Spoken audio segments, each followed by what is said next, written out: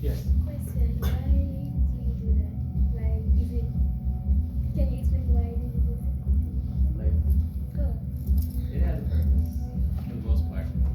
Let's see, what doesn't have purpose up there? The yellow piece of paper. Oh, well, let's take the yellow piece. Well, that's not true. It all has a purpose. I mean,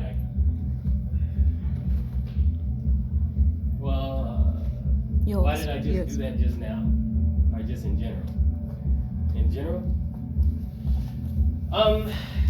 Okay, you're gonna hear it in the presentation, but so most ancient cultures dealt with music in order to take you into different states of consciousness so you can experience different levels, right? And so nowadays you hear this current conversation about binaural beats and the vibration and the resonance of brain waves once taken to a certain state. Ancient cultures, African cultures, Indian cultures, Asian cultures, they use drums and they use bells in order to train the mind to take you to those states naturally. And then they form spiritual understandings, philosophical religions around these understandings and these different states of consciousness that they entered into. And then I talk about those things, and then in the work that I do, and I'm a bit out of touch with a lot of different things because I spent a couple of years kind of like a monk almost, and then as a monk really focuses on self. Like, things are so interesting, when you're exploring different aspects of cultivation. There's different things to engage in, there's different aspects of consciousness that you reach and that you can enter into and that you kind of explore and go around and feel. You become more sensitive and aware of like the inner realms. And so as you do that, like I became less relatable to people. And so as a result, there are certain things that I skip over and that other people are like, I just take it as a basic fact, but some people have never heard these things before. And so I am still kind of trying to get myself together in that respect.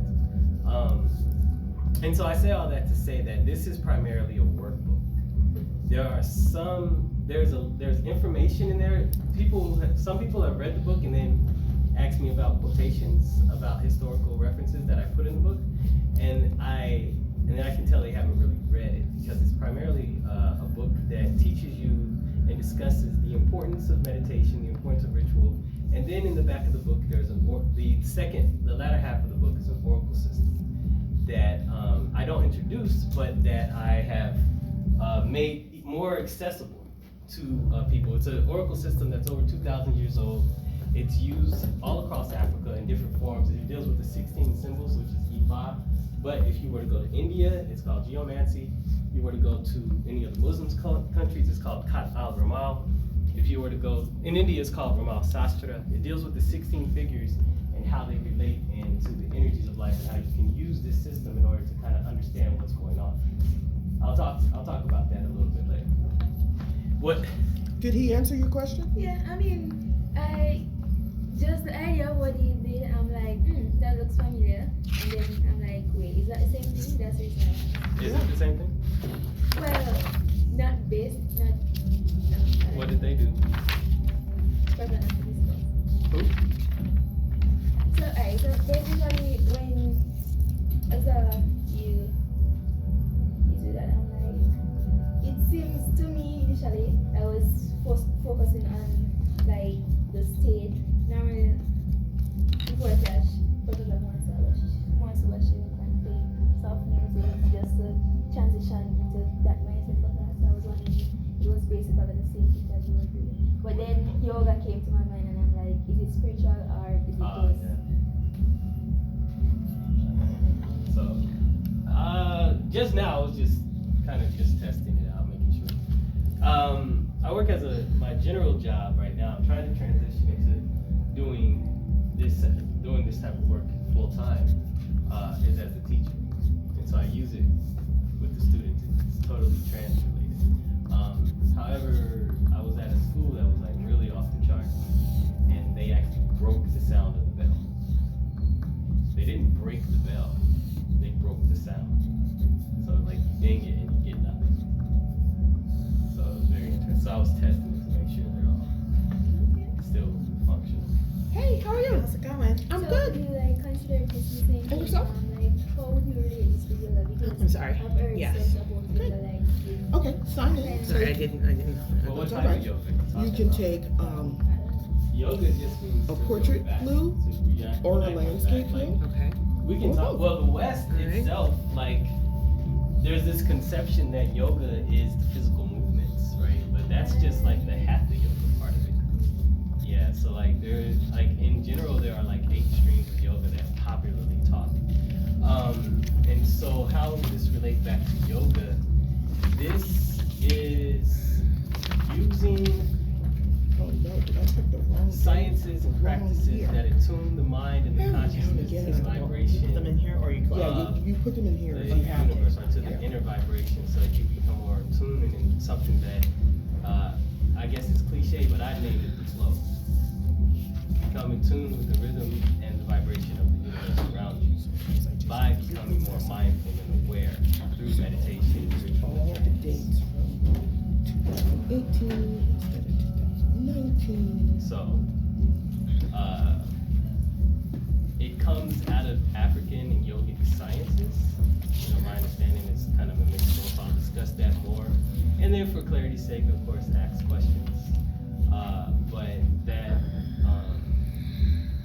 But nonetheless, just because that doesn't exclude other disciplines, you can reach the same states through different means of attainment. So there's no one state, no way to reach these vibrational states. Yeah. I mean, you have Sufis and mystics of all types of traditions.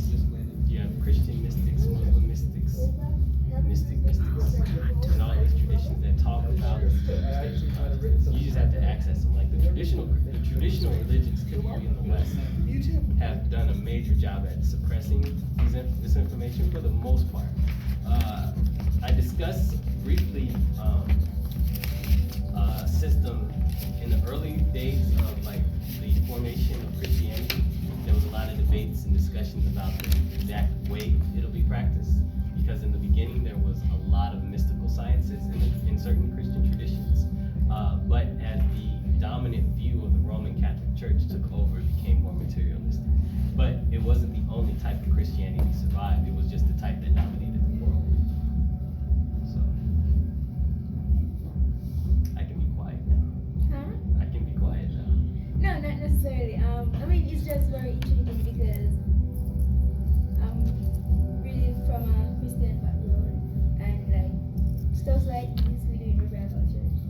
So, Yeah, I would. If you want to know how some of this stuff is translated into Christianity, I would advocate studying. Well, of course, I talk about it, but there was this in the 5th century. The ecumenical councils that were called in the 5th century were called in relationship to settling what they called the Nestorian controversy. And Nestorius was he was a church bishop that was over the churches, some of the churches of the East. And Nestorius's view on the relationship that Christ had to humanity was different than the Catholic view. So Nestorius had more of like an adoptionism type of view almost, in which Christ and his perfect example of being the perfect man was adopted to a degree, or given grace, so to speak, and then merged his consciousness with the consciousness of God. And so that type of Christianity is the type that you see in Syria and in Persia, and the type that actually went to China in the early days. So, and that's called Nestorianism. There's a couple of Syrian and Greek churches in DC too. So they have a different view than like the dominant, like, because, well, they all still kind of, and they have a whole different concept of popes. Like in the West, there's this concept of like a single pope that's the vicar of Christ, and in their churches, they have like 24 or 30 different popes. And they're all, it's a different system of understanding. They use the Gospel of Thomas, which is an esoteric doctrine, which is that you are the divine essence. They have an understanding of cleansing and then merging your consciousness, not necessarily your consciousness with God's consciousness, but you have the ability to merge your energy with aspects of the divine. Very different from like the Roman stuff. Hot girl. Hot girl. So one right up there, so make one food, make one here. Let's see if it's done. You talk too much. It's inline. Who are you? Hot girl. Me. Yeah, it's late right there.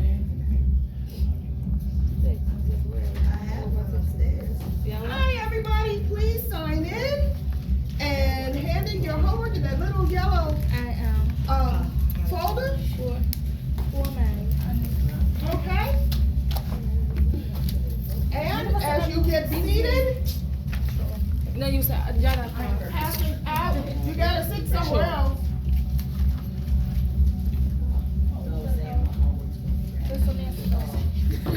In the folder. Like just if we have civilized places.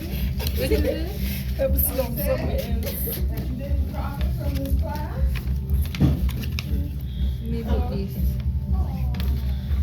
Hot girl. Everybody put them on the desk. What about this one, Professor? You can put that in there. In the yellow folder. Thank you very much.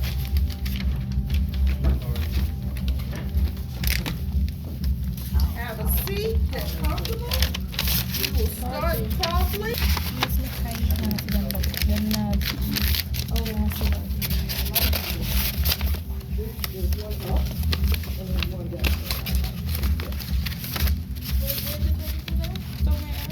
What should say? Yeah, you might have to sit somewhere else, Might, Mafi. other than your comfort level.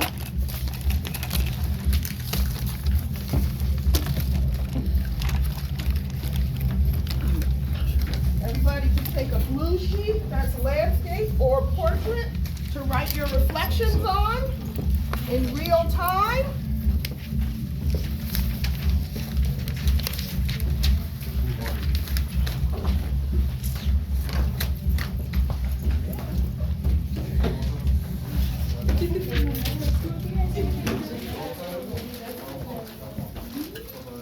Hey, welcome. Are you gonna have to leave? Okay, so just handing your homework. I understand. Is there anybody who does not have 20 cents on their seat? That's you.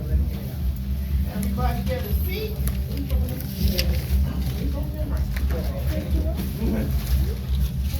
Is that food? Around the corner. Yeah, I got them.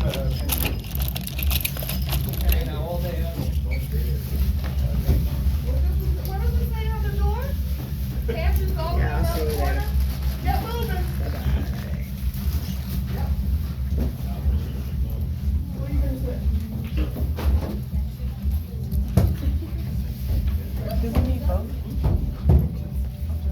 Where are you gonna sit? Is there anybody who does not have 20 cents?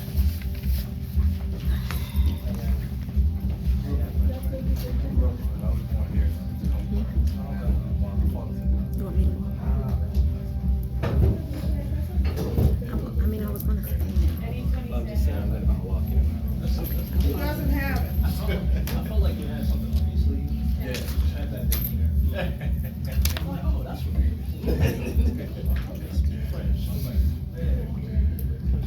Let's see what time it is. Does that say 7 o'clock? Yes.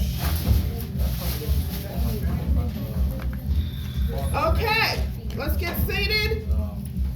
Does everybody have a blue sheet of paper that is either landscape or portrait?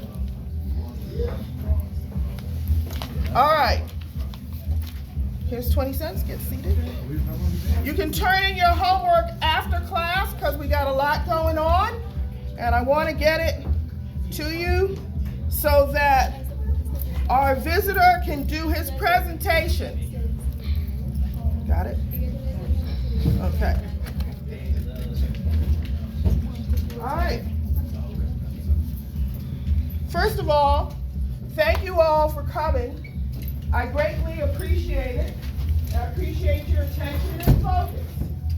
Tonight we have a very special guest, Priest Amen, who is the creator and spiritual energy behind a book called Cosmocentric Mystic. He is a wonderful person, and I am completely prejudiced because he married my cousin. This is his wife. My cousin. Names are not important. My cousin. Now, if all of you have 20 cents and all of you have a blue sheet of paper that is either landscape or portrait, everybody with me? Yes. I want you to take the 20 cents and put it on the table. And then I want you to slide it, either from left to right or right to left. Each and every one of you has now experienced a paradigm shift. You all want to look up what a paradigm is? A paradigm shift is a shift of consciousness from believing that the only kind of paper is portrait to considering the possibility that you can use landscape paper. Okay? That joke was worth 20 cents to me. I like that. But part of what we're doing here in ethics, and part of why I consider this the capstone lecture for ethics, is that when your consciousness, your emotions are over here, right? Your behavioral choices are over here, right? Right. And in between are your ethical choices. When you meet someone who has spent a lot of focus on what they do between their emotions and their behavior, I think it's worth a class time for you all to be exposed to this. He missed the joke. Should I give it to him? Sure. Yeah.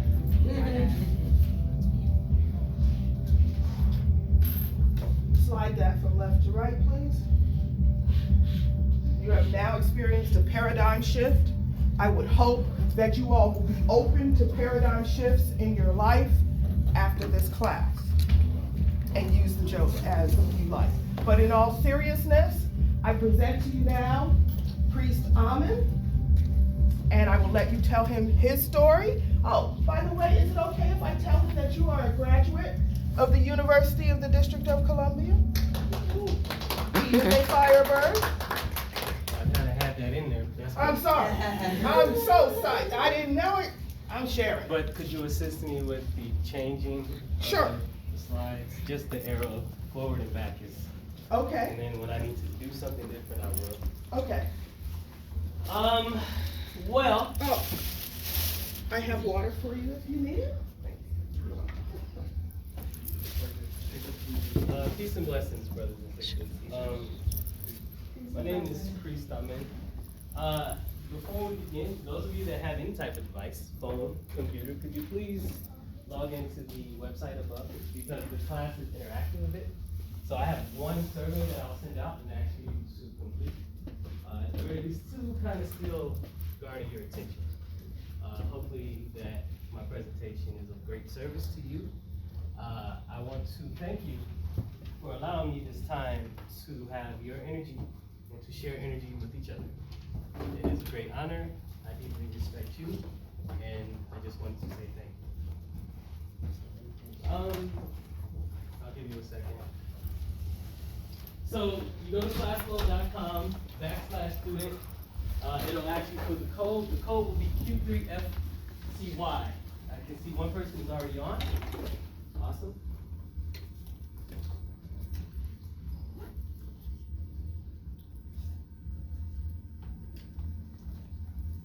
Gonna give it a minute. And then on paper, I was told to ask the question. I understand you all do that every class when a presenter comes? Yes. Okay. I kind of want to see what you said, but if you don't mind, I would like everybody to see what you said. Okay. So, no. Those of you that are on, could you please type your responses inside the screen that showed up on your device? Who are you? Did something show up? Yeah. So you should be able to type press. Yep. Just respond? Yeah, just respond and then if you have a phone, push down that menu and click the blue button, which should be submit. Who are you? Yeah, it's a big, okay. you know, keep I see it.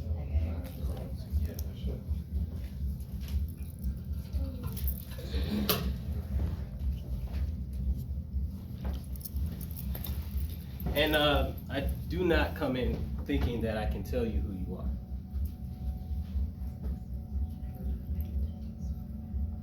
That's fine. It's okay. Let's see. Okay. Ready?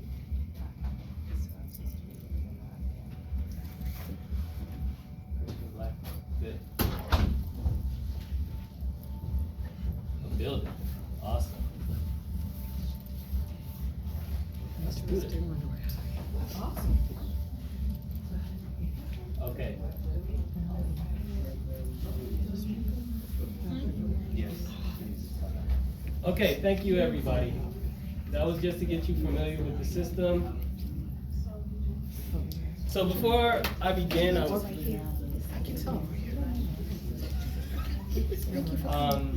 going to pour a libation. So in most indigenous gatherings, it's not necessarily a lecture type of format, whereas somebody just gets up and talks and you sit there and listen. There's a participatory aspect to it. And so in this one, I will ask that you assist me in honoring the ancestors that we all have. And every single one of us in this room has an ancestor. We all have somebody that came before us, that treaded the paths that we now walk. And so I ask for your assistance in just helping me a simple song, if you could sing it, and then I can do the libation. And the words of the song is 3 words. It's Kemetic in Indian. It's Ong. Can you say it with me? Ong. Herum. Herin. Ong. Herum. Herin. Ong. Herum. Herin. Ong. Herum. Herin. Keep going.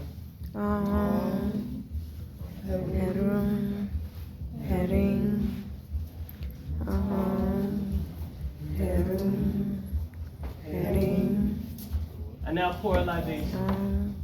Pouring libation is an ancient African tradition that is found in the book of Ani of classical Kemet, our ancient Egypt.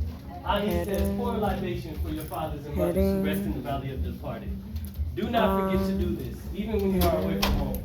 For as you do for your parents, your children will do likewise for you.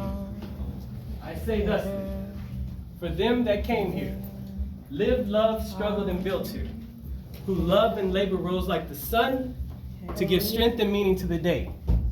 For them then who gave so much, this I give in return. I will sow my seeds on this same soil. I will live and dedicate my life to the liberation and the elevation of the consciousness of the brothers and sisters that I come into contact with, so that I can bring peace and balance to all that I come in contact with. So in your minds right now, you can say it out loud, but at the very least think of an ancestor that you have in your life. An uncle, a grandmother, an auntie, a father, a mother, a sister, a brother, a cousin, who is now on the other side. Whatever side that is. It's not this side, but another side. So keep them in your mind, and keep them in your consciousness as we begin our presentation and as we enter into this conversation tonight. You ready for me to switch? Not yet. Okay. Ashe. Ashe. Thank you. Okay, now. All right. So this is a question that kind of brought me here tonight. I'll explain this to you. This is a question that I asked myself one time when I was organizing in Seattle, Washington. At that time, I was organizing against the police brutality, police bill that would have gave police more powers to police African people, or people that they deem of suspicious activity. It was called House Bill 2712. And I was trying to organize a coalition of people around Washington State against this bill. Because what it'll do is it'll give police more powers to police people that they deem suspicious. This was back in 2006. But as I was driving across Washington State, northwestern Washington, Seattle, if you've never heard, when you drive, they have these sites that's really beautiful. Who's ever been on a long drive across country? So you know what I'm talking about. The country is beautiful.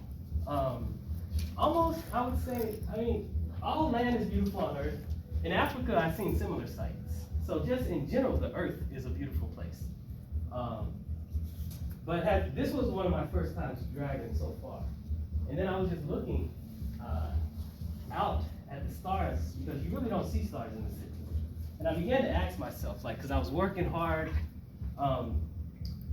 and I'd seen a lot of things. I'll build up to what led to this conversation in my mind. But I asked myself, what's the purpose of the Big Bang? Like, what bang and why?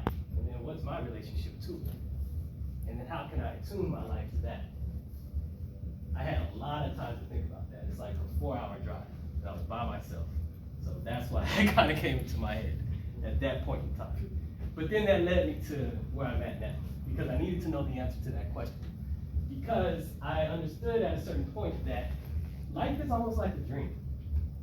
In relationship to that, whatever you put inside your mind, these are the things and the energies that you are going to manifest. I recognized that at that point, and I knew that the next dream that I put into my head was the life that I was going to live. Because I had already dreamed a dream a little while ago, and then I manifested that dream. 1992, Malcolm X, the movie hit the scene. I was a kid, really influenced by it, wanted to be him.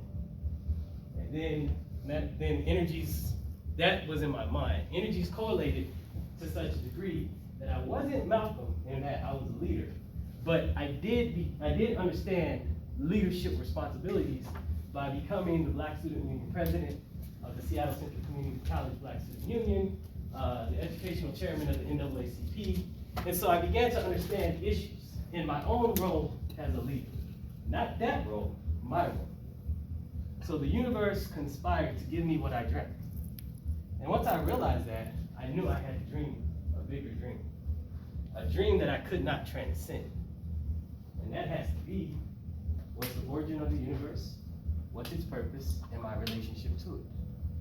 Then my service to that could never be transcended. You can transcend other purposes. You can transcend the desire for money. You can transcend the desire for political equality. Because at some point, your point of view will be the dominant, and then somebody else's will not.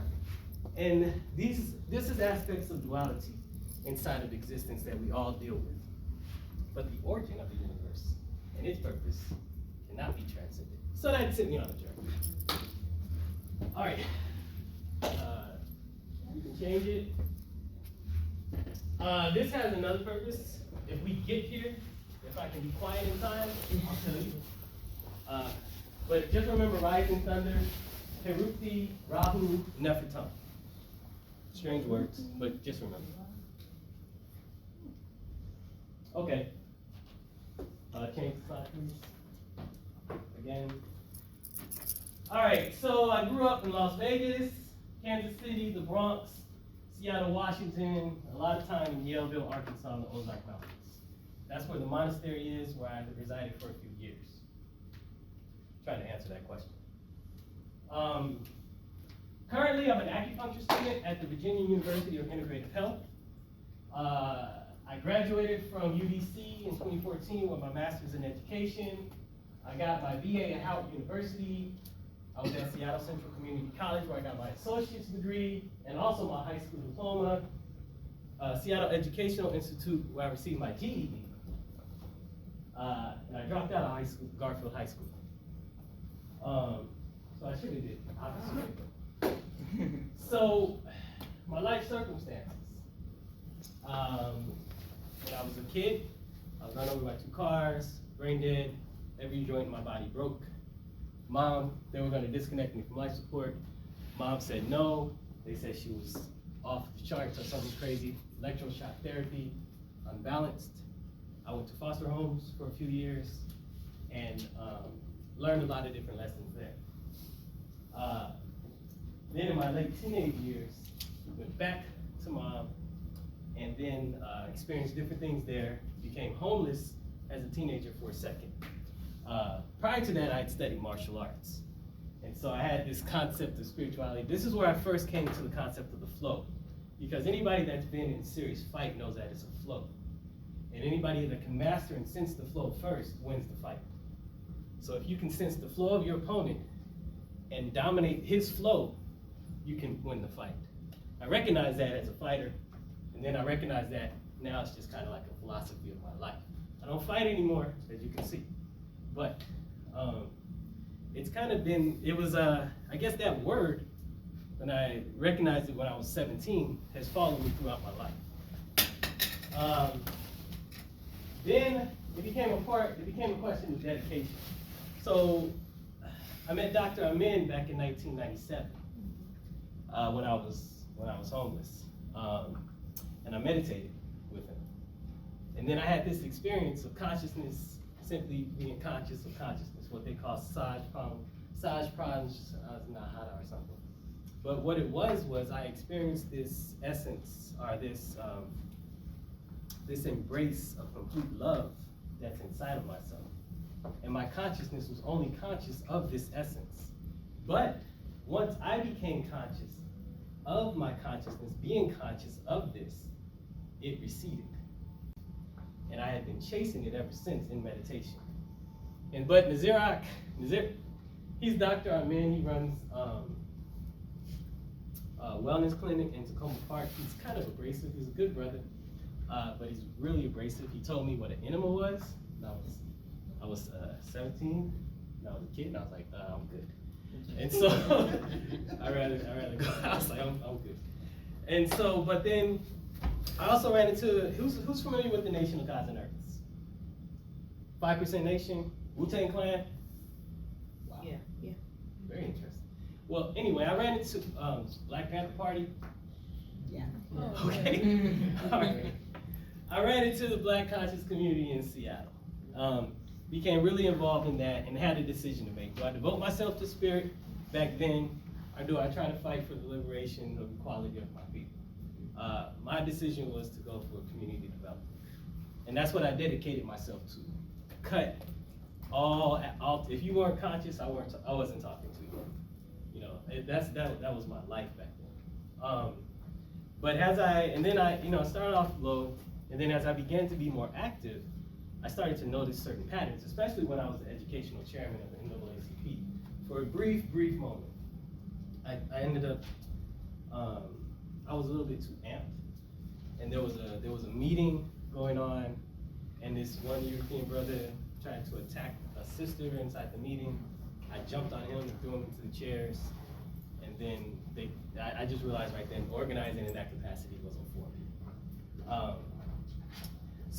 But at these meetings, I noticed elders in their 60s, in their 50s, getting amped whenever like, some injustice would happen. Whenever there was an injustice, they were there. They were 60, 70 years old, talking about the 60s, talking about a time in life in which they were really, really vivified, really amplified in what they did. And I saw an issue with that. Like, I didn't want my life to be defined by the ignorance of others. I needed to have something that defined me by itself. So, because being an activist, I was most alive when somebody did something silly. If somebody, well, a European or some police officer took the life of a brother or sister took the life of a brother or sister, European brother or sister said something silly in the educational field, in any type of field, that's when I felt most alive. I could come at you. But without that feeling there, it was like, what do I do with myself? And so I wanted to get away from that. And so then this is how these questions arose in my mind. What's the best way to serve the people? Because right now, the consciousness of the 60s, although still needed, is not as, and it's still relevant. I can't say it's not relevant, but the conversation has moved on. And then a new discussion needs to happen as far as what is the best way for society to be organized for those brothers and sisters still there. Okay, we can move forward. Again. Okay. And so this is what led me to understand these parts of myself. So even when I was going through these things, I went to this one place called Vipassana. It's a 10-day meditation retreat. This is before I went to the monastery. At Vipassana, you sit in silence for like 12 hours a day, and you meditate with others. And then you begin to understand the different stages that there are in meditation. And there are some stages that are really intense, but one thing I can say for certain is what ends up happening, which let me understand what happens with like blind and deaf people. As I stopped talking, my other senses became heightened. So I began to hear, not other stuff I couldn't hear, like voices or nothing like that, but like I was walking in what they have a garden with flowers, and I heard these, but I heard 3 distinct rhythms, and I heard exactly where the sounds were coming from. And I was like, whoa, that was interesting. I could taste everything a little bit more clearly because I shut down one sense. And so I had a lot more energy inside my system, which went to my other senses. So I can interact with this world a little bit differently. And so, ultimately, as humans, I would say we're parts of the divine essence. Now, we are a part of creation. We're not separate from it. We are intimately involved and intricately linked to it. The divine essence is at all times here and with us, or we could put it like this. At no point in time are we ever separate from nature.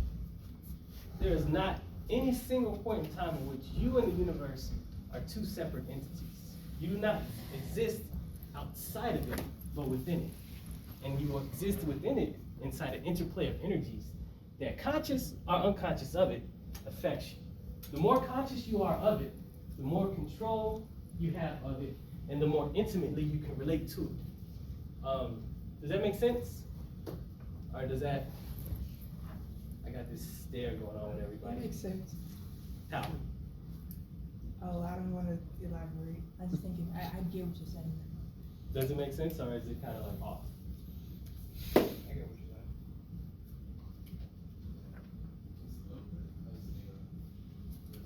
I mean, in essence, you're essentially saying that if the universe is like an entity like that, then we are with the universe, and we are part of it. Correct. At no point in time are we ever separate from this thing that we live in, that we are a part of. Your body is nothing but a result of what you've been eating the last 10 years. Your body reproduces itself every 10 years or so. And so you're nothing but the earth in a different form, which is nothing but different forms of the sun's light. You're essentially, this is what, in the New Age system, they say you're light beings, and it sounds really weird, but that's what they're talking about. You are energy vibrating on a different level. Very simple science. You are energy vibrating on a different level. You are transmuted light, walking around with your light and consciousness. That's exactly what you are. Whether or not you like to realize it, if not, that's fine with me. But nonetheless, it's supported scientifically and, scientifically, I don't know, spiritually. But it's definitely supported scientifically. This is how we get all of our technology, through science understanding these aspects of reality. Because this used to be, back in the day,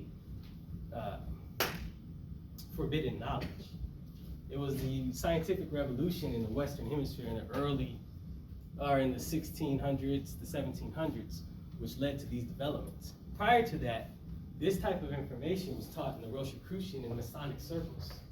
There's this energy that's out there that's untouchable, that permeates everything, electricity. But say that to a 13th century person, you sound like a witch. You know, they had to break through that mindset in order to give us the technology we have today, which we have cell phones that can access the system that's projected right here. Like, we're not touching any of this. And this is all supernatural, meaning beyond our super physical. Not even super physical, because it's still physical, because it's measurable. We just have more instruments to measure it. So the more evolved we become, the more we open our mind to the different aspects of energy that's out there and how we mix with it, the more advancements we can make. Now, whether or not those advancements are good and how we work with them is the question. So do we live what the Commitments called ma'at, in balance? Right now, the answer is no. We're doing advancement for the sake of advancement, for the health of the planet, for the health of ourselves, for the health of society. That is not really cared for. All of our cell phones, we all know this is an old conversation, comes from cobalt, mined in Africa on the sweat and labor of children. None of us think about that when we buy our new iPhones and new Androids. So there's a price to pay for the way in which we're accessing this information and this energy. Next slide.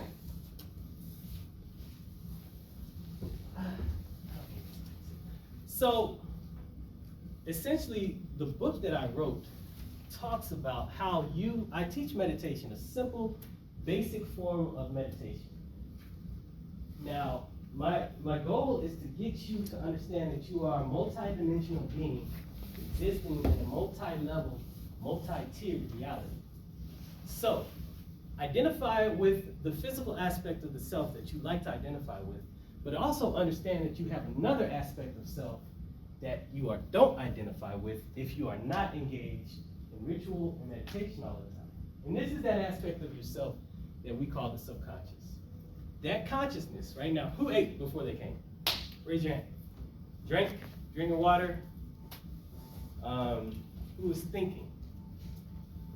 Right. All of these things are operated by consciousness within you. You drank the water, after it went past your mouth, you didn't care about it. I mean, you might have felt the water coolness inside your stomach, but a certain consciousness took over after that point. That consciousness then broke that water down, or that substance down, into its constituent parts, and sent the beneficial parts to the aspect of your body that it needed. And then the unbeneficial parts, it kicks out through waste. Now, if your body needs to go through some healing, it's doing that. You're sitting here, that consciousness is taking an opportunity to digest the food.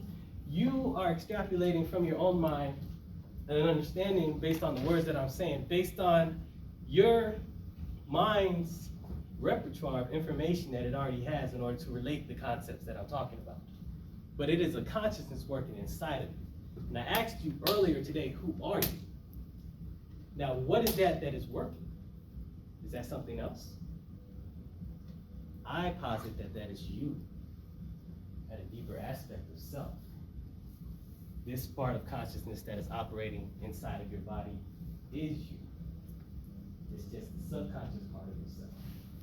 Is it anything else? Does anybody think it's anybody, anything else? Is it not you that's doing all of these things?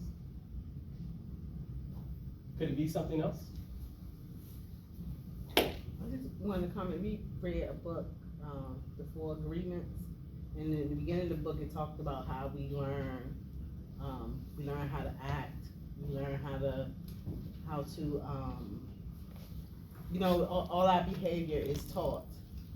So, so sometimes, no, I don't feel like I am myself because it's something that was taught, or the way I have to perform. I have to perform a certain way when I'm in this place. I have to perform a certain way when I'm in another place. So it's not. It's like Social it's something engineering. that's taught. Yeah, as humans, we are social animals more than not. Plato's Republic talks about that.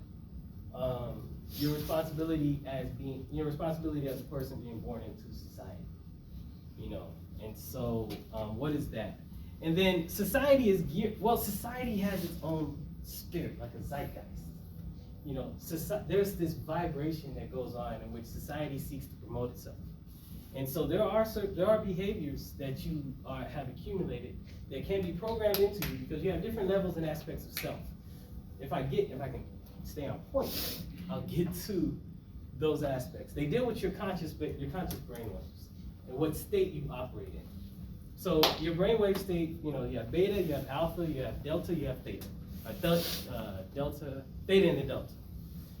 Right now we're operating in a semi-alpha state. Some of you are probably daydreaming, and some maybe, if you're staying focused on me. If not daydreaming, cool, I like it. But if you are, it's all good, it happens. We daydream when we do repetitive routines. Yes, sir? No, I was just saying, does the different states of self have anything to do with the different chakras? Yes. I go through this more in the book. We talk about of course, I present an origin self that's related to kind of like indigenous origins in which the self comes out of the essence and cascades down. And as it cascades down, it gathers energy to itself that it had in previous incarnations. And then your chakras don't really get programmed. Your higher chakras get programmed before you kind of come into existence. That gets programmed with the help of your ancestors. The crown is the highest point, right? Sahasrara, they say that there's the Nirvana chakra above that, and then the Nirvana chakra and the Bindu chakra. So Bindu is that point. But yeah, we can talk about that at another. I do talk about that in the book. But it is related to that. So like your lower self is programmed by society. Because essentially society needs people to run. And the people that run society need people to run the society. And so they institute systems in which will keep you going in a circle. Unless you break out of it somehow. This way of life I'm talking to you about is not supported. It's kind of supported. Well, when I engaged in it, at the time it wasn't. Now yoga is like, it's on your breakfast cereal boxes. It's really crazy. You know, it's like, it's really weird where we're at nowadays. Or not weird, it's an evolution of consciousness. But again, what's happening with yoga now in the West is exactly what happened with Kemetic spirituality and science, what the Greeks took it. They took the spirituality out of it and just took the physical sciences that could be identified with. So nine times out of 10, you say yoga, somebody's gonna think of somebody bending some sort of awkward way in which is gonna hurt the normal person, right? But yoga is the science of merging consciousness back to the ones in general. Yogic sciences are all sciences that you're a part of, even Christian sciences, should merge you and your consciousness with the divine essence. However you interpret that consciousness, however you interpret that will, it should merge you with that.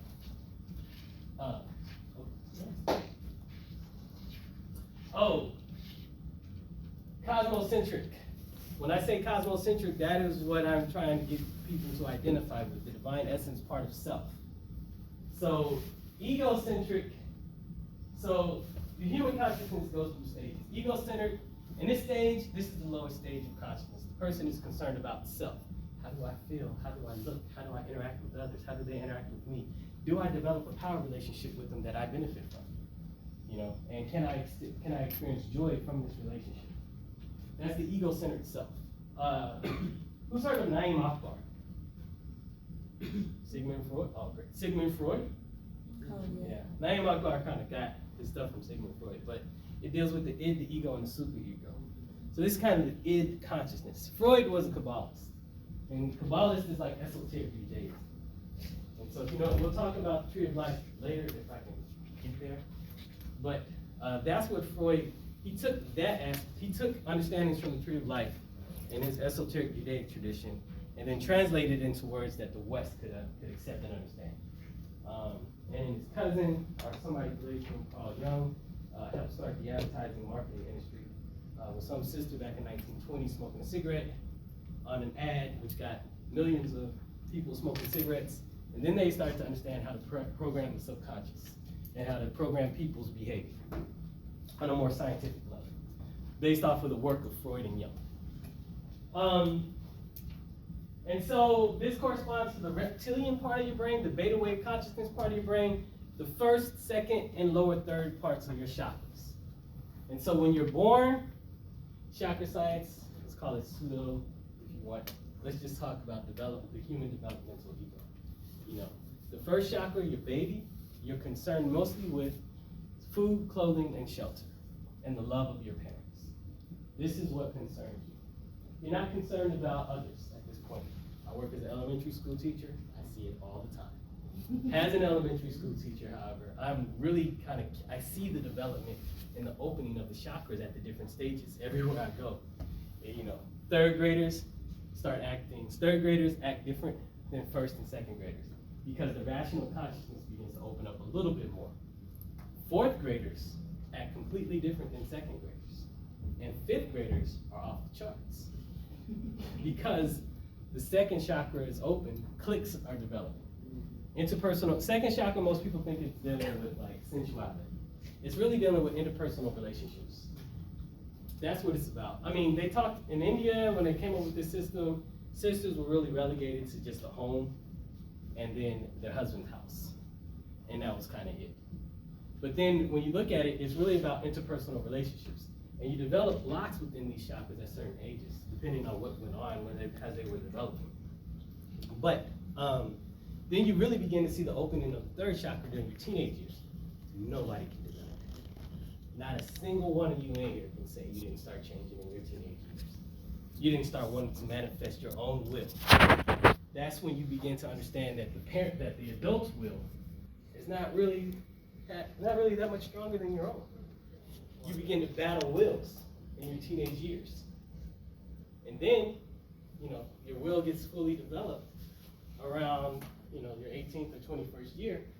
That's when it's open. And now you begin to live life because you can willfully negotiate life in a manner in which you can, understand how things work and manifest what you want. Now, is that healthy? Can you be by yourself? Not in this society, because this society isn't set up for that. But those are the openings of the chakras. And during that time and phase, really we're just like focused on like how things can please us. And society is extremely important because that second chakra is dominant.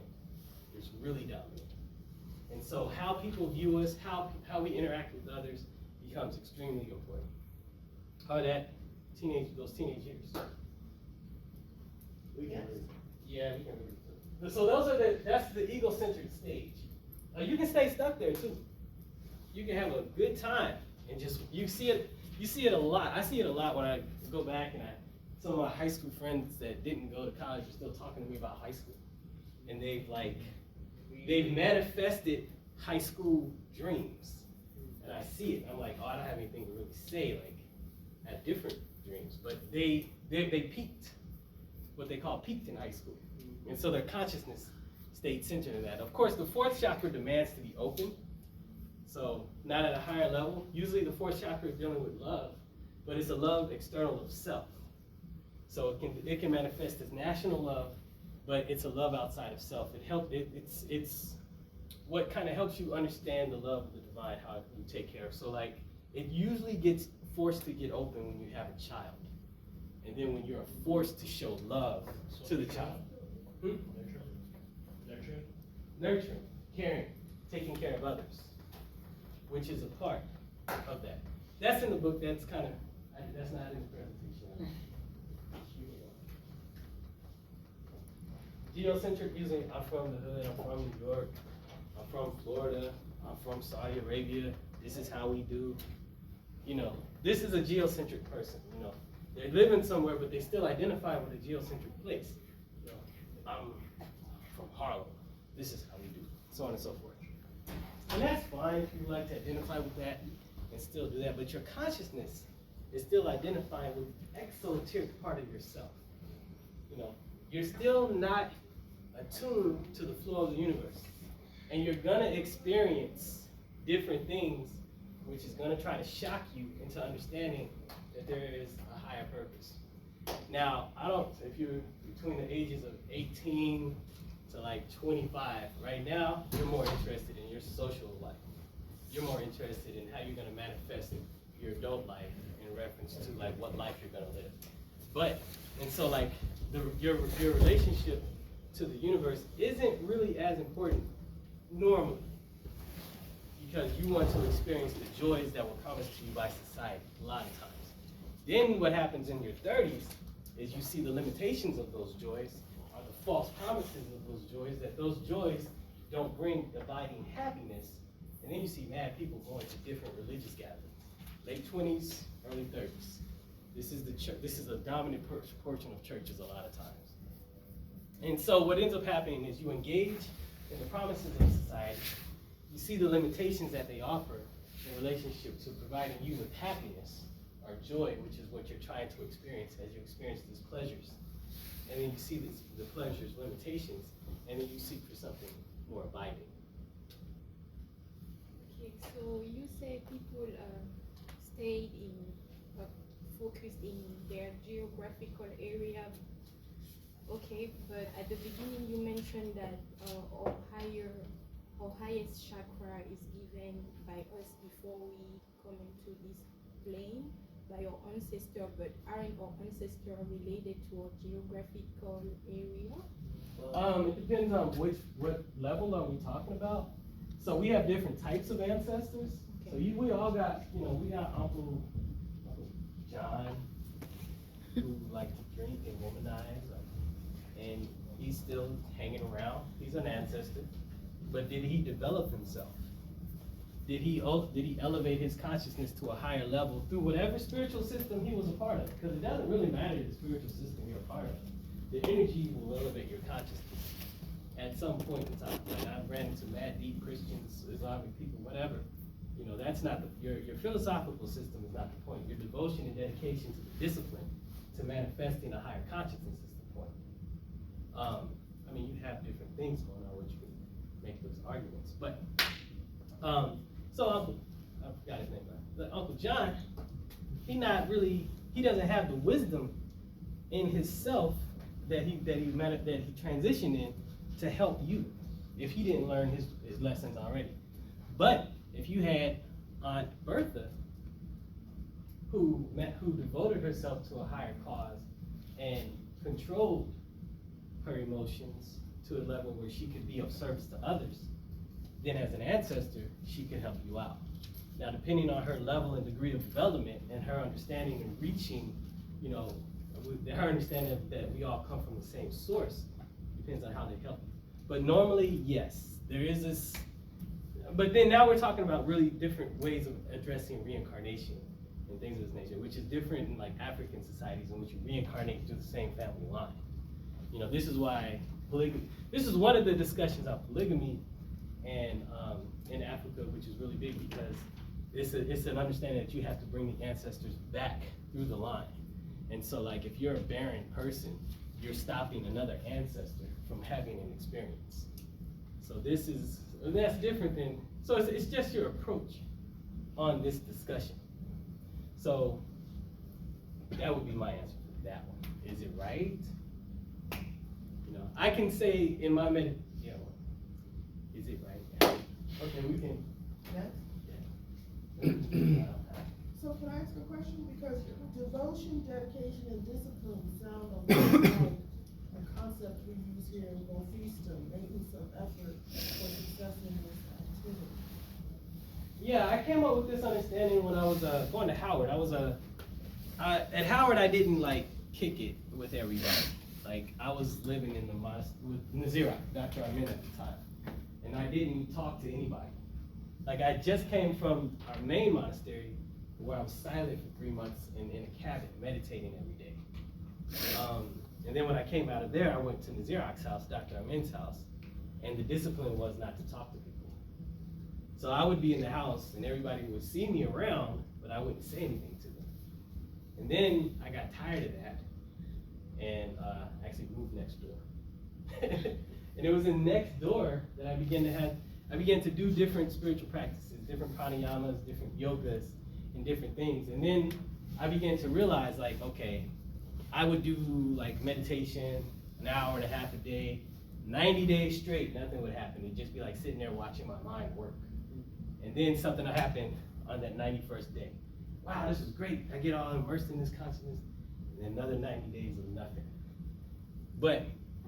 And then that's when I began to realize discipline and dedication. And then one day it was like 3 o'clock in the morning, I was doing Qigong and Tai Chi. I just finished some pranayama exercises. I rolled over and saw it was 4 o'clock. And I realized nobody was calling me. Because before in Seattle, I was hypersocial. I was organizing marches and movements. I was jumping across the television, choking people. I was trying to attack sisters. And now I'm a monk, sitting in my room at 3 in the morning doing yoga. It's just like, why am I by myself? But I was cultivating a lot of energy. And then I started to notice that energy started to flow through me. You know, it's like I was just a conduit. So of course you all been to Howard, right? Mm-hmm. Mm-hmm. You been to the towers? Mm-hmm. Have you seen the garden next to the towers? I put that there. It was a very, very deep initiation system at first. It had a lot of meaning to it. It has still, because I put a lot of work in that. But the universe gave that to me. You know, that started because I used to go to Sankofa. Sankofa I put a garden next to Sankofa, planted tulips. Who knows Sankofa? Anyway, there's this restaurant called Sankofa. I planted tulips and peace and love and the Sankofa symbol. Then someone said, can you do a bigger garden? I said, yes. And then they gave me that amount of land to work with. And it was beautiful. Put the tree of life in the garden, you know, put the Kikongo Cosmogram, which represents the journey of Ra. The Kikongo Cosmogram is a diagram that represents life. In the beginning of life, you're young. Midlife, it represents the aspects of the sun, like the journey of Ra. So the beginning of life, 0 to 25, you're kind of understanding, manifesting yourself. 25 to 50, you're becoming a warrior inside your society. You're helping society go along. 50 to 75, you're going into eldership or reaching eldership age where you're trying to help others along. And then you have the afterlife experience. And then you manifest again. So it's like a circle. It's like the Lion King concept, the circle of life. So that was it. But that all just came, and I started to realize that was all just coming because of this energy I was a part of, because of the meditation, because of the discipline that I was a part of. And it just happened. And my life became extremely beautiful. It wasn't the bomb or the best. You know, I was living in a small room that was like 10 by 8, and whatever I was dealing with, what I was dealing with. But the discipline and devotion was to the energy. You know, and then when you meditate a lot, I mean, it's so interesting because there's so many different aspects of self and level of self that you can go. And you are like a deep person, like literally. Maybe that's my personal. Yes. We can skip. So that's the meditation portion of it. You are the divine essence. Access that however you will. It comes through devotion and dedication to principles that cultivate the mind and the body. Now, I promote meditation as a way of accessing that. You have these different states of consciousness that science terms, waves. You have beta, alpha, theta, and delta. Now, in the alpha state, that's your daydreaming state. Like beta is like where we're at now. Alpha is what you're doing when you're dishwashing, and you're dreaming about what you want to do, right? Theta is the state where you go into meditation. If you enter into that state enough times, that begins to flow out into your life. It's like a vibrational wave. And people can feel it, and you can feel it. There's the benefit of that is the beauty and the peace you experience, and becoming the rhythm and the flow that you experience. Your life becomes beautiful. Now, does it become glamorous? No. Do I promote glamour? No. Do I promote peace of mind, tranquility of the heart? Yes. Is that there? Yes. Are you going to be totally at peace all the time? No. Are you going to be frustrated sometimes? Yes. Are you going to transcend all of your desires and emotions? No. Are they going to have less of a hold on you? Yes. Is your threshold for stress, for anger, for pain, for frustration, for sadness, is that going to rise? Yes. Is your understanding of how you are the divine essence, are you going to manifest more truth in your life just by your walk?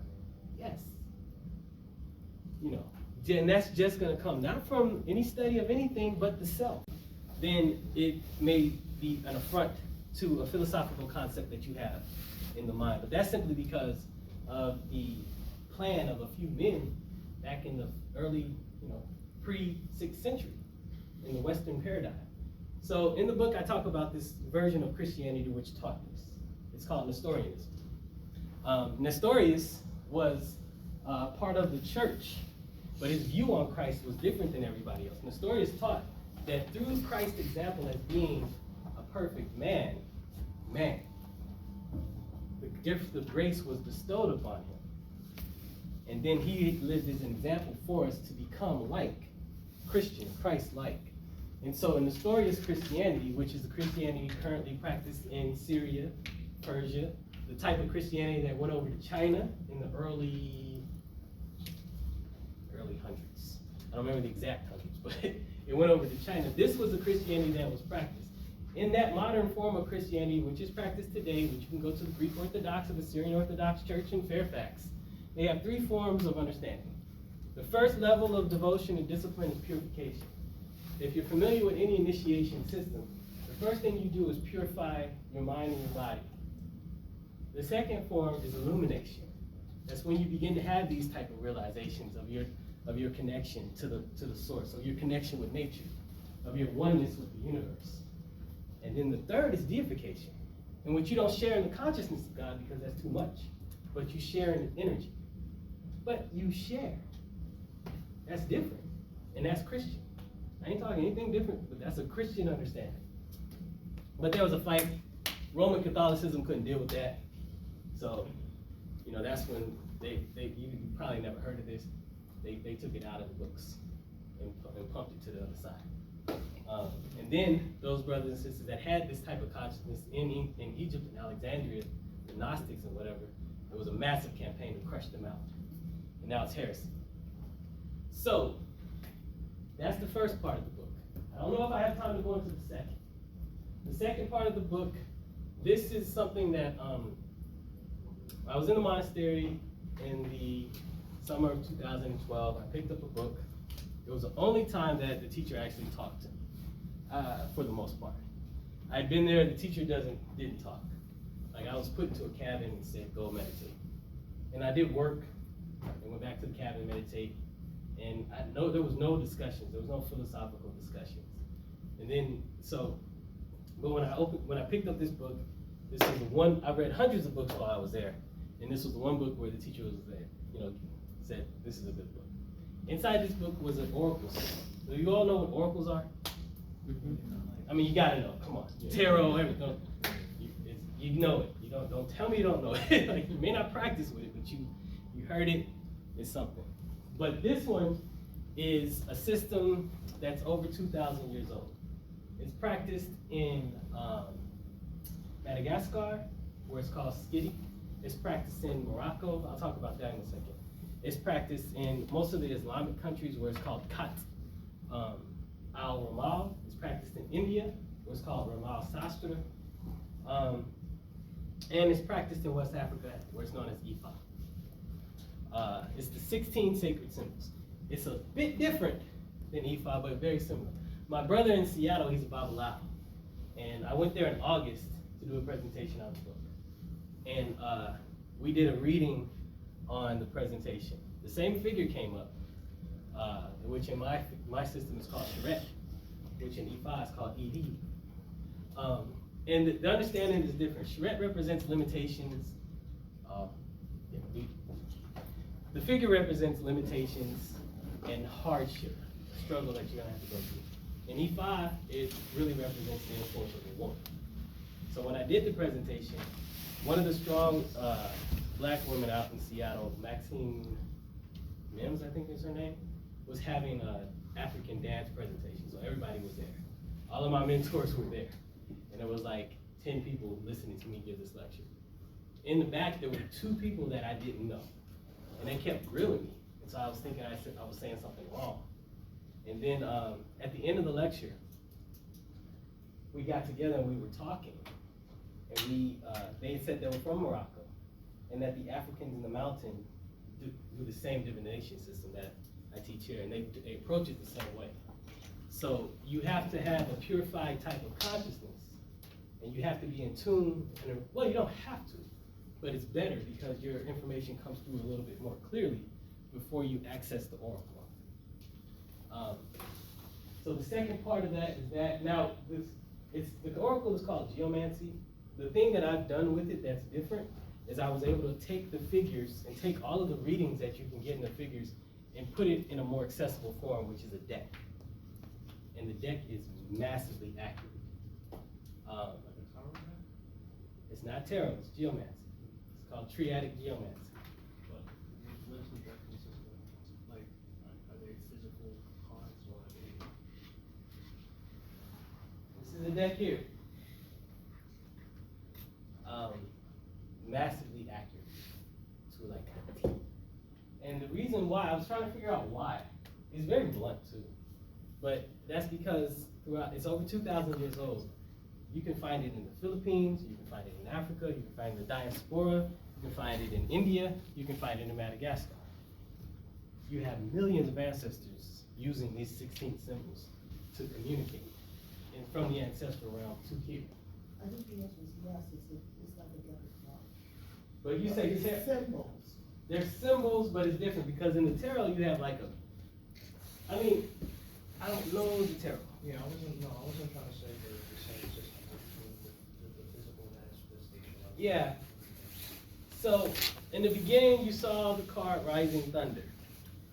That was the reading I got for this gathering. That represents. Okay, can we move this slide around? I was told to give you guys time to have a question. I'm really trying to go through this really fast. It's gonna be confusing unless you're familiar with Kabbalah or esoteric understanding. Let's go faster. More slides, more slides. This is more slides. This is like this is just where energy. More slides. More slides.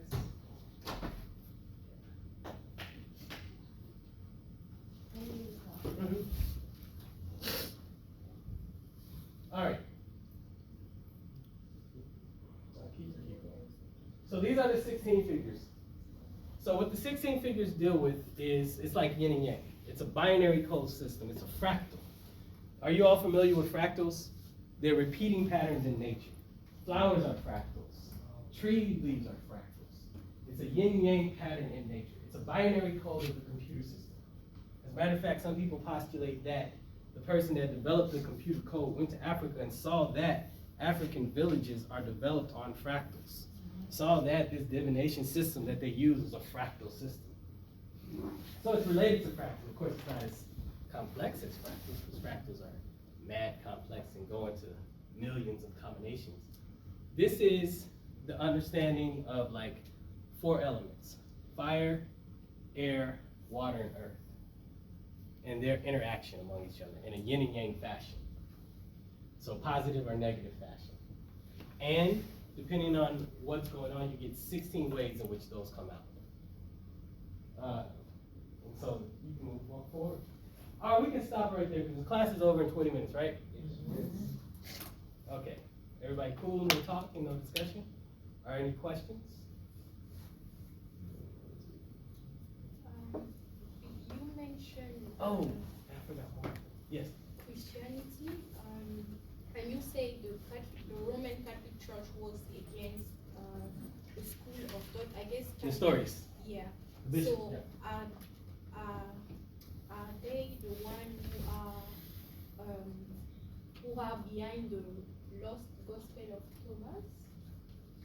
Thomas? That's not lost over in Syria. It's like a part of their books. Right. So Yeah, because they it's not mention- lost here either. It's hidden. Right. Right.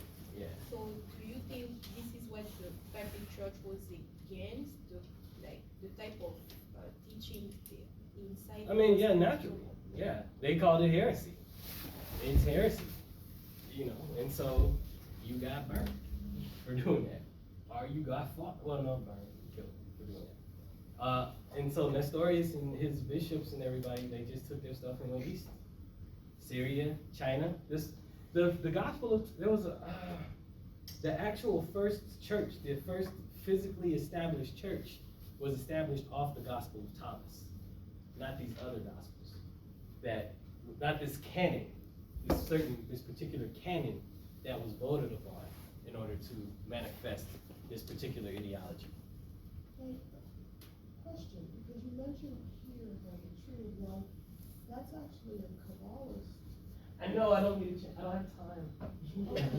And actually, another thing. So a sister earlier asked me about why did I bring this. Earlier I was talking about states of consciousness, vibrational waves, right? So in ancient societies, they always use sound to manipulate consciousness because sound has an effect upon the mind. Now, I typically don't like to sound like a conspiracy theorist, so it's not a conspiracy, okay? And it's gonna sound funny. My wife told me I shouldn't say this because I call myself the Cosmocentric Mystic. And I recently discovered a governmental program called Stargate. So that sounds funny. But Stargate is a governmental program that the government ran in from 1972 to 1995, in which they were studying how to weaponize meditation. And so this is where the concept of binaural beats comes from. The Monroe Institute in Virginia, the man who runs the Monroe Institute that you can look up in Virginia right now, was the man that headed up this project. What happens was he discovered what happens to the mind as you go into deeper states of meditation. Your hemispheres sync at a certain level, at a certain vibrational wave state, which is the theta state, which operates on 4 hertz to 7.5 hertz frequency, which is the vibrational frequency of the planet. Now, once your brain waves sync with the planet, they then began to do this thing that's called remote viewing. From 1972 to 1995, they were doing it, and then it was ran. And you can go on the CIA website right now and just find the documents on it, because it got transferred over from the Department of Defense to the CIA in 1995, and then the CIA termed that the intelligence gathered from this program wasn't reliable enough to do intelligence operations from. So it's like there was some kidnapping situation in the late 70s. What was that called? Patty Hearst? No, it was like Reagan was involved in the late 70s, early Integrity? 70s, like Kuwait or something. I thought it was really on integrity, or in the Carter administration that carried over to the. Yeah, well, there was a hostage situation in the Middle East. And this program was ran out of Fort Meade, Maryland. There was a hostage situation over in the Middle East. It was done by 15 people. They did 200 remote viewings, and 7 of them was exactly correct on where the hostages were and what was going on. And so they did this by binaural beats. What a binaural beat does is after a certain while, it syncs the mind up. It syncs the consciousness up. and you enter into a vibrational wave, the same vibrational frequency as the earth. Now I use the bowls here, but I also teach this inside the book. It's in current days, in modern days, you don't necessarily need the binaural beats. You can buy yourself one of these bowls. A really deeper kind of intense meditation and therapy practice that I actually do with sound therapy is with the crystal bowls. And so what I've developed for the community for healing, because all of this information is interesting. You know, we can get into a cipher on a corner and talk about it and build and argue and whatever. If you like to do that, fine. I don't find that as beneficial as understanding how you can take information you learn and heal your grandmother who might be suffering from something. Take some, sit somebody down and give them a deep state of relaxation and peace so they can experience some healing. And I show you a technique where you can do that. I take some of my acupuncture knowledge, I show you several points on the body that have specific healing, releasing effects. I have to put in there, if you're pregnant, don't do it. Because these points on the body have really strong moving effects. And so it's a therapy in which I developed called vibrational wave therapy. And so you put what's called pellets on your certain points on your body. There's a point here called spleen 6. It helps move blood. There's a point here called stomach 36. It strengthens the overall system in general. I talk about Chinese medicine in here, and I give a general understanding. Right here is called LI4. If you're like sad or angry or upset or have a headache, it helps move things out. And I show you how to measure these points and treat these points inside the book, and then use the crystal bowl to take people into a deep state of conscious healing. And I've done this I do this all the time now at my house, in which people come and they experience a deep state of healing inside of here. Because in my mind, sitting here discussing these concepts is interesting, but to give you a healing tool that you can take back to the community, back to your family, and do with them that is not related, people can still have philosophical disagreements with it, but you could actually become a healer, which is what the people do. I'm realizing people like to hear arguments too. They like discussions and debates. I'm kind of into really watching this brother on YouTube called Signetter. Could you stop that, sweetie? Oh. Sorry. And so I noticed like the community's into like arguing different points of view, and people like hearing knowledge and information, and I get it now. But I think it's more important to learn information to heal. And I'm also understanding the importance of history too. I know that's important. I was so engaged in development, I forgot certain statements. But I think it's important to have something in which you can take back and actually heal people. And then become a healer in the community. In different various ways, through sound therapy, through understanding the oracle, through cultivating the self through meditation. That is the service that I offer, and that is the answer that I got after seeking the answer to the purpose of the universe. Thank you.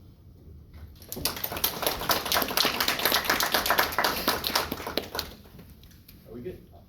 I have a question. When you said fractals are like planes or like reads and stuff. Binary repeating patterns. Yes. And you said there's millions upon millions of combinations. Would you then consider the fractals are like a form of DNA? Okay, that's one good point. Yeah. Now, I'm not an expert on a lot of different things, so if you ask me something that I don't know, I'm gonna just tell you straight up. I know meditation, and I know how to get into the flow. And I kind of know how to make miracles happen. Okay, it sounds weird, but I'm going to go ahead and claim that. So, that's what I know. And the only way I do that, I teach what I just said. The only way I know how to do that is teach you to be disciplined and manifest your own inner reality and truth. And everybody will tell you that's the way you manifest miracles, is by adhering to your own inner truth. And you discover that by understanding what that is, by ignoring society and going within and finding that out. Can you speak up? Okay. I'm sorry, can you speak a little bit more about the warrior way for that age group? You mentioned that at a young age, you're in one phase, and then you go kind of. Well, essentially, it's you trying to understand how you and the world interact. Like, you know, you have a concept of self. You have an understanding on, well, it depends on the state of the, alright, so chakras. Depends on the state of the chakras, okay? The first chakra, food, clothing, shelter. That needs to be handled. If you don't have food, clothing, and shelter handled, like many brothers and sisters like myself, typically tend to be like into the heads in the clouds. So you find them like, you know, down and out economically, you know, or something like that. You might find somebody who's really into spirit, but not into having a shelter, a permanent shelter. So they might be really deep, but not know how to take care of like finances. You know, so you can see an imbalance there in the first chakra, imbalance, because they're vibrating too much on the higher chakras. The head is in the clouds a little bit too much. So when we're dealing with the warrior stage, how the energy manifests depending on the health of a certain chakra, or the balance of a certain chakra. So if the person is balanced, if that's taken care of, like they don't have to worry about it, like, okay, we're talking about 14 and 12, right? Second chakra fully developed, you're in your clique, you know, you got your friends at 12 and 14, and then you're trying to manifest who you are in this world. This is the warrior phase. You're trying to understand who you are in relationship to society. And it doesn't mean fighting. You know, it's just understanding. But we're a class on ethics, so I was wondering if you could go into kind of how you manifest what your ethical paradigm is going to be, and then possibly how you shift your ethical paradigm as you age. Well, up until you leave your parents' house, your parents are your protectors. Your parents are your first gurus. You know, you learn basically the social norms of your family household. And then they are your protectors as well. Because of your parents' discipline, they protect you from your own karma, actually. Then you leave your parents' house and you enter into your own karmic field.